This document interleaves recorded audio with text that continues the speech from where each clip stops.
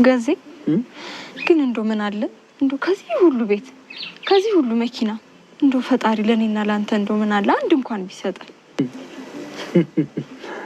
አይለዛ ጅልነሽ መሰል የሁሉ መኪናና ቤት እኮ ለጥቂቶቹ ነው። ለኛ ለድሆችማ ብዙ ነን። እናገኘዋለን። ናታን ይሄ ደግሞ በገቀ ነው የምታውቀው።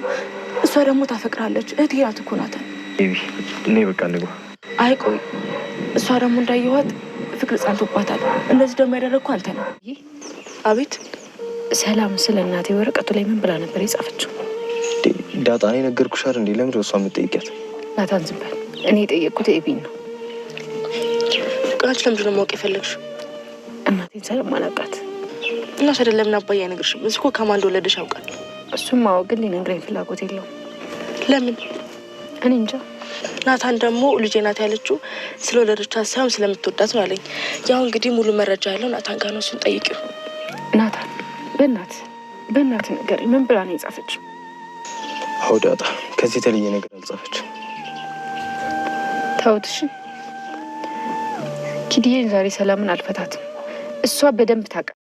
ዳጣ ደረጀ ዛሬ ለሰላም እንግዲህ ትልቅ ጥያቄ አቅርባለች። እሱም እንግዲህ የምጠረጥረው ነገር አለኝ እናቴ ነሽ ወይ ብላ እንግዲህ ጥያቄዋን አቅርባታለች። ሰላም እንግዲህ በጣም ነው የደነገጠችው ከሚባለው በላይ። ምክንያቱም ይሄንን ጭራሽ አልጠበቀችም። ያው ብዙ ጊዜ ውስጧ የሆነ ነገር እንትን ቢልም ግን በዚህ ልክ ነገሮችን ወደ ራሷ አምጥታ ለመናገር ድፍረቱም ሀሳቡም አልነበራትም። አሁን ላይ ግን ስተኝታም በህልሟ ቀን ላይም ዝም ብላ በሀሳቧ የሚመላለስ ነገር ስለነበረ ይህን ነገር ቆይ ለምንድን ነው ከእንትን ባሻገር ለምን ወደ እንትን አላወጣውም በማለት እንግዲህ ዛሬ ሲያቀባጅራት ነበረ ከሰላም ጋር በቃ ብዙ ነገር ያራወጣት ምናምን ስለሚያደርስ በተኛችበት ቅጽበት ሁሉ ሰላሟን እየነሳት ስለነበረ በቃ ይሄ ነገር ቆይ ምንድነው የተፈጠረው? ስለዚህ ይሄን ነገር ለምንድን ነው በደንብ አድርጌ እንትን ማላደርገው? ቆይ ስለ ይሄ ነገር ሰላም እናቴ ነች እንዴ?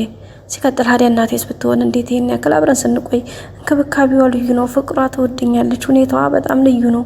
ግን ደግሞ እንዴት እናቴ ከሆነች ዳጣ እናትሽ ነኝ ብላ ለምን አልነገረችኝም?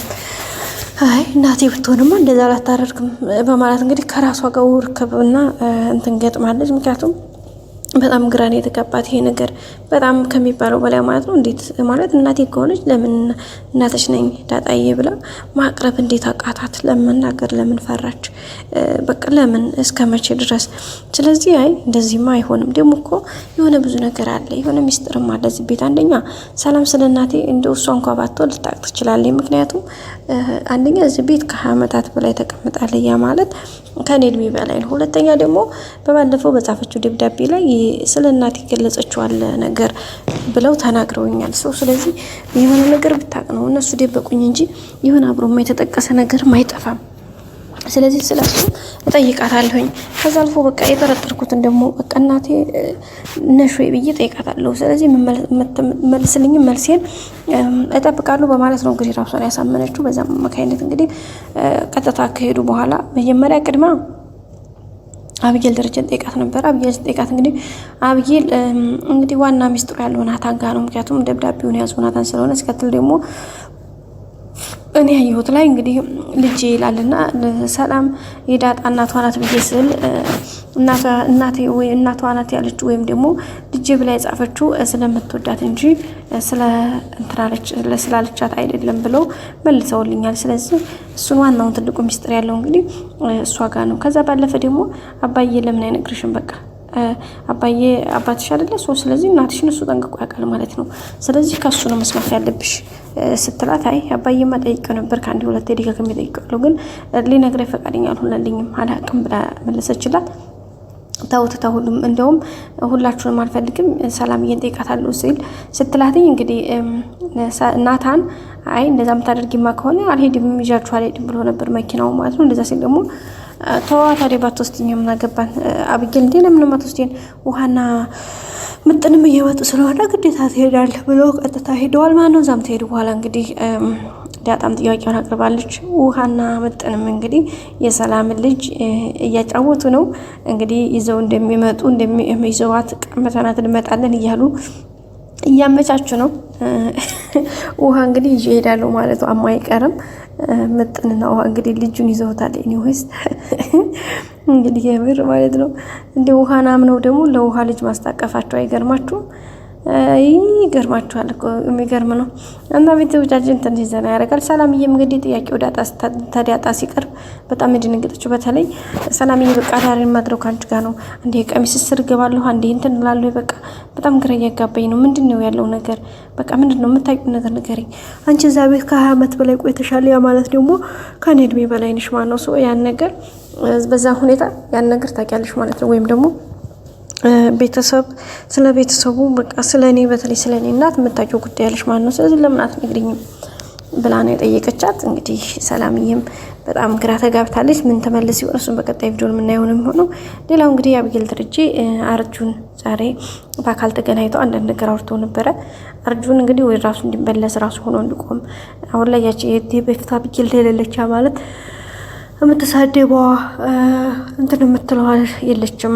አሁን ላይ ሌላ አብጌል ናት፣ ሌላ ሴት ናት፣ ሌላ ሰው ናት፣ ሌላ ነች። በቃ ሁሉ ነገሯን ተቀይራ ያለችው አብጌል ነች። እና በዛ ምክንያት እንግዲህ ያለውን ነገር እንትን ለማለት እየሞከረች ነው። ዳጣም እንግዲህ በቅርቡ ለደራቱ ደረጀ እንዳለው እሷ ሳትቀድመኝ እኔ ራሴ ቀድሜ መናገር አለብኝ የዳጣም እናቷን ለወይዘሮ ማርታም ደግሞ እንግዲህ ልጅ መኖሩን መናገር አለብኝ ብሎ ከናታን ጋር ሲወሩ ነበረ። ግን ዛሬ እንግዲህ አብጌልን ማነው ይቅርታ ዳጣ ሰላምን ጠይቃታለች። ሰላም በእርግጠኝነት ግን እውነታው አትነግራትም። ለምን? አንደኛ ደረጀ ስለሚቆጣ ነው። ሁለተኛ ዳጣ እዚህ ጋር ብትነግራት ያልሆነ ስሜት ይሰማታል። ምክንያቱም እንዴት እናትየውሽ እስከዛሬ ለምን እንዴት የሚለው ነገር በጣም ከባድ ስለሆነ እሱን ነገር በተለይ ሰው ተሰብስበበት መካከል ላይ ምንም ነገር ትላለች ብዬ አላስብም። ሌላው እንግዲህ አብጌል ደረጀ በጣም ትልቅ ለውጥ እያሳየች ነው። እንዳልኳችሁ የመጀመሪያው አርጁን አገኝታ ወደ ራሱ እንዲመለስ እንዲረጋጋ እህታዊ ምክር ሰጥተዋለች። ሁለተኛ ሰላምን እንግዲህ ይቅርበኝ ሰላምዬ ሳስቸግሪ ሳስጨንቅሽ ነበረና በጣም ይቅርበኝ ብላ እንግዲህ ይቅርታ ጠይቃለች። ይሄ ደግሞ በጣም ትልቅነት ነው። ሌላው እንግዲህ ገዜና ለዛ ያው ጥሩ ቅርርብ ላይ ነው ያሉት። ያው እንግዲህ ገዜም አይ ድህነቴ የወንድ ልጅ ሞቱ ችግሩ በችግር መሞቱ እያለ እያንጎራጎረ ነው።